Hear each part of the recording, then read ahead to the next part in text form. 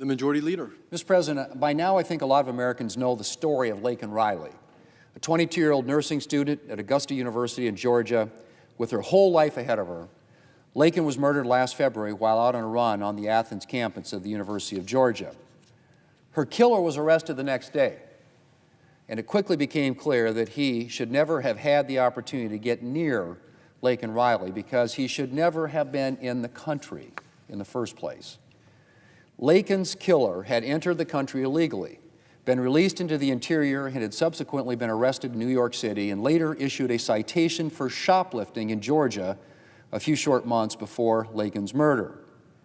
After his New York City arrest, he was released before Immigration and Customs Enforcement could issue a detainer, a request that police hold an individual so that he can be taken into immigration custody.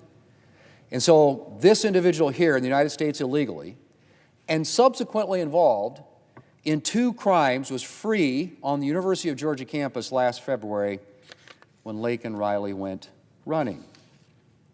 Mr. President, it's already a problem that we are releasing huge numbers of individuals here illegally into the interior of the country. It is unthinkable that an individual like Laken's killer would be released back into society. Laken's killer should have been detained long before he had a chance to get near her last February. Mr. President, shortly after Laken was killed, Senator Katie Britt, together with Senator Budd, introduced legislation that would require Immigration and Customs Enforcement to detain individuals charged with theft, burglary, or shoplifting.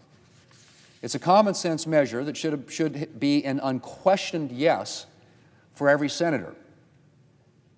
And I'm very pleased that the Senate is finally taking up this bill after Democrats blocked a vote on it last year. The fact that 33 Democrat senators voted in favor of moving to the bill on Thursday was an encouraging sign that at least some Democrats might be serious about wanting to work with Republicans to address border and immigration security. And I hope that proves to be true.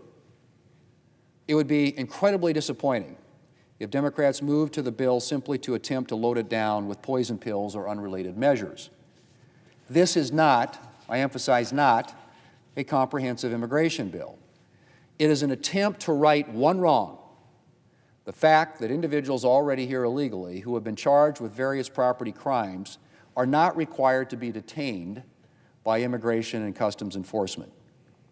It is an attempt to ensure that no other family will have to suffer the pain suffered by Laken Riley's. And so I hope, Mr. President, that Democrats will work with us in a serious fashion to actually pass this legislation. Mr. President, after 4 years of chaos at our southern border under President Biden, there's a lot of work to be done on both the immigration and border security fronts. The kind of unchecked illegal immigration that we've experienced at our southern border under President Biden serves as an invitation to terrorists, criminals, and other dangerous individuals to enter our country. Currently, Senate Republicans are working on a major package that will include substantial funding for a variety of border and immigration security needs, including increasing the number of Immigration and Customs Enforcement officers and Border Patrol agents, increasing detention space, and providing the barriers and technology that we need to secure the border. I look forward to taking up that package.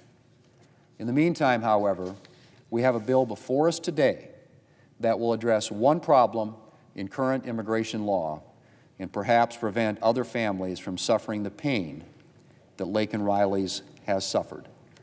Mr. President, let's get it done. Mr. President, before I yield the floor, let me say I understand that there is a bill at the desk that is due for a second reading. The clerk will read the title of the bill for a second time. H.R. 23, an act to impose sanctions with respect